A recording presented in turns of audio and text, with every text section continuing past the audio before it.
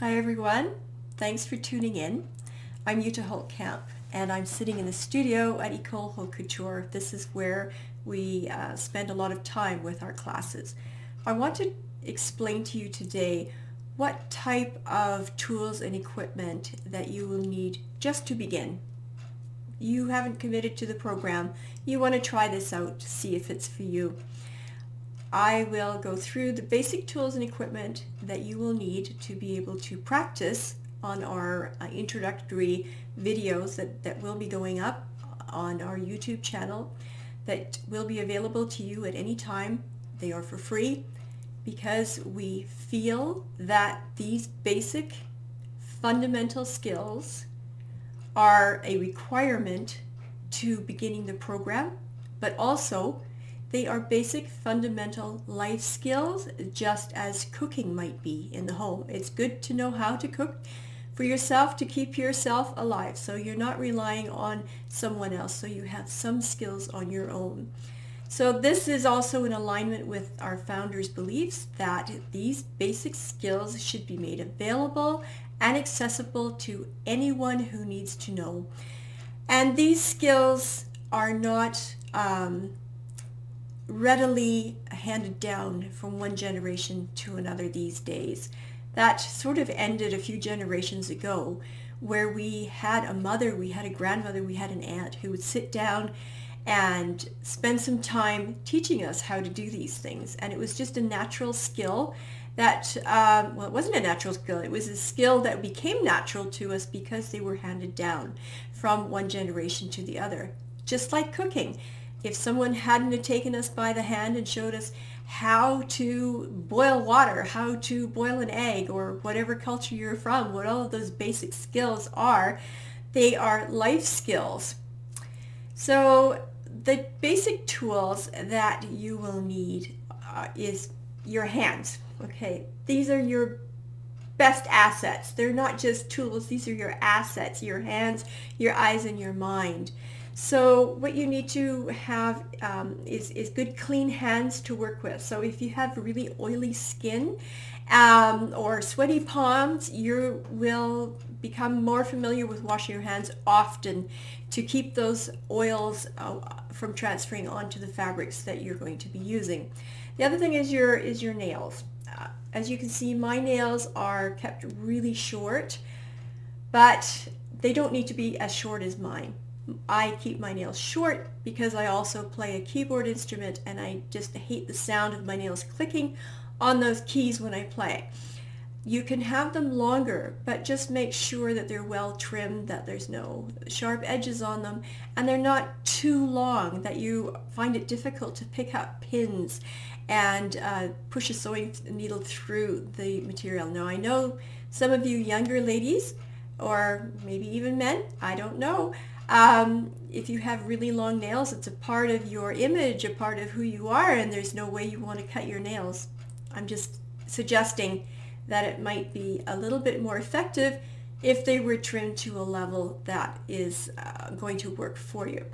So the other thing that we need besides our hands is good eyesight. Now again, even my eyesight isn't what it used to be, so it's good to have good eyesight, and if you don't, then you can get a magnifying glass that sometimes they're lit and sometimes they're not, but it does help for close-up work for those who are perhaps not as 20/20 sighted as we'd like to be anymore. The other thing that we need is a thimble. Okay, so this is my thimble. I will be making videos of each one of these tools individually and explaining more about the tools themselves, but a thimble, a sewing thimble, is what we will need, and I will tell you how it works and what it's for, but a thimble. And you will need 2 pairs of scissors. Okay, so you can see that one is, it's not that I'm holding it further away, they are actually different sizes. These are a pair of scissors, these are a pair of shears. So these scissors are what we use to cut threads with and to do a lot of work in our hands, and these shears is what we use to cut fabric out, and they should be kept nice and sharp. Okay, more about scissors again on the videos that are coming up. The other thing that you'll need is a tape measure. Okay, so tape measures, they come in all variations, but this one is metric on one side and imperial on the imperial on the other side, and they have metal ends. So they don't get damaged, and sometimes they have little holes in them so you can hook them onto other equipment. I'll go into that more and more. Just make sure it's in good condition. This one has kind of seen its better days. As you can see, it's kind of wobbly and rippled and become a little bit unreliable in this area. So some tape measures are better than other. Again, I'll do videos on that. Thread. You will need thread. And what we were going to be using is 100% cotton thread and not polyester and not blends. So this is cotton thread. This is just a big spool of cotton thread. We use this for all manner of work. And then this is polyester, and this is a cotton thread. And how do you know? Well, it's identified on the top edge of your spool. Somewhere it will tell you what the content is. That one was cotton, and this one will tell you it's polyester. Do not use this for hand sewing. Do not use this. It makes life very difficult. Again, more about that when we get into the actual program. You will need some sewing needles, and sewing needles, they come in all shapes. I'll just show you my very organized pin cushion. I know where everyone is. Okay. And sewing needles are, and they have different shapes, or not different shapes, they have different lengths and different thicknesses, and I'll go into more on a video about that. But you don't need this many, not to start. I will tell you how many you need, but and a pin cushion. The other thing that you will need is pins, dressmaking pins. Now they come in different lengths. If you can see, there's a little knob on there, and that's what you need.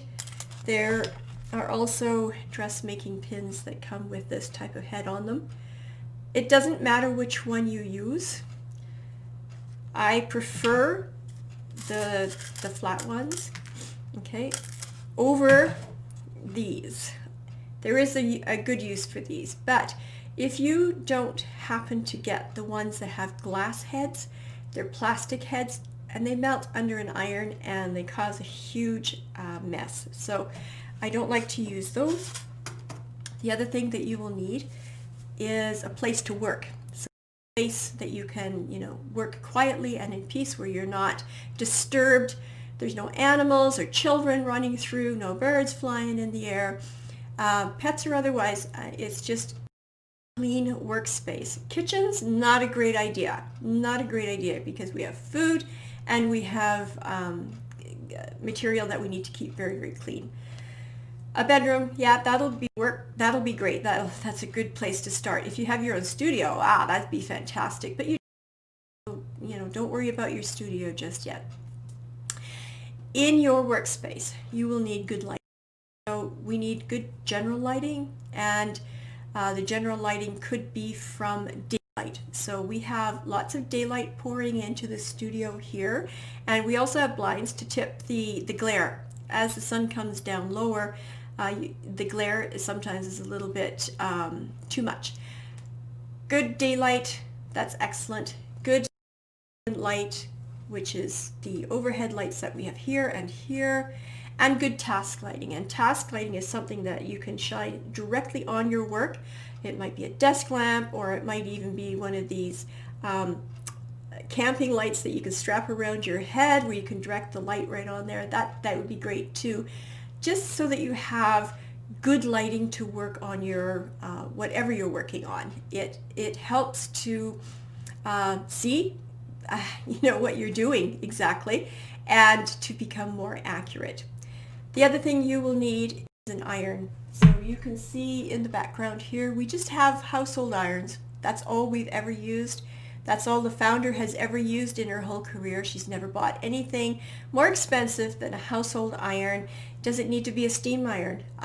No, not necessarily. I mean, I don't think that it's too easy to find an iron that isn't a steam iron these days. But We don't use the steam function on our irons because you can't control the steam. It spits sometimes, and if it's an older iron, excuse me, the water calcifies and you get all kinds of like yucky marks. So we don't use the steam function on our irons. We use it in this dry function. It has to have good temperature control so that reliable, so that it doesn't get too hot or it gets hot enough. And of course, here in our country we have electricity. We don't have to put them on a hot stove or anything to heat them up. You do not need a professional steam iron. Now I know they come with water reservoirs and they come in different weight pressures so that you can use them. You don't need that to do your work. And they are not very there we are, that one. They're not very expensive. They're about $30 and they will last us here in the studio with students using them all day long. They will last us 3 to 4 years. So they may or may not last longer, but for the investment, I think it's a good value. You'll also need a work surface. Now here we have workbenches, and I will talk to you again more about workbenches in the videos to come. But if you have a space to lay out your work in front of you, a table, something you can stand at, something you can sit at, that's near your lighting is what you will need. And I will talk more about that again, like I said. As long as you can have a space that you can work in undisturbed. And you will also need fabric. Okay, so to do the modules that we're going to put up for free, they require that you have some fabric to work with. And you don't have to go out and buy new fabric. You can use scraps that you have around. The only problem is that they are 100% pure natural fibers, 100% pure cotton or linen or wool. That's what we require. We don't recommend using any blends of fabric with cotton or polyester or any synthetics, and I will go into that more as we go along as well. And these will give you the best results for what you're working on. And I will go into each one of these tools into more detail in our videos, but you get an idea of the tools that you need. Now you will also need a sewing machine. It's not critical to have one at the beginning, and we would much prefer that you understood what type of sewing machine that you will need for our programs before you invested in one. If you have one already, that's great. But if you're looking to buy one, just hang on for a little bit until I get the video up explaining more about our sewing machines. Now you can see one over my shoulder here.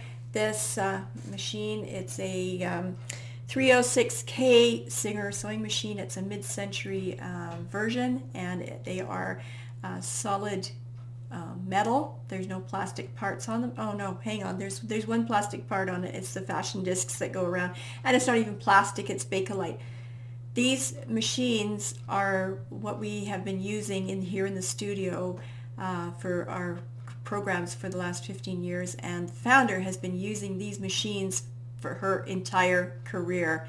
They are not fancy machines, they are workhorses. This particular model was a crossover between a domestic and a commercial sewing machine, so it's semi-industrial and it's very strong. And but it's not the only machine that she has. We have a couple of others that I will introduce to you as we go along. What type of sewing machine do you need? Does it need to be electric motor? No, it doesn't. It can be treadle powered. It can be foot powered. It can be hand cranked. It can be. If it's electric, then that's great because the sewing goes much faster when we do use the machine. What you will need for your machine, just very quickly, is forward and reverse action and zigzag action. And if you don't have any more than that on your machine, then that's all you need. So I hope I've been able to clarify what tools and equipment that you need to begin with. And I will be talking in another video about how much time you can expect to invest in the program. So thanks for tuning in, and we'll see you next time.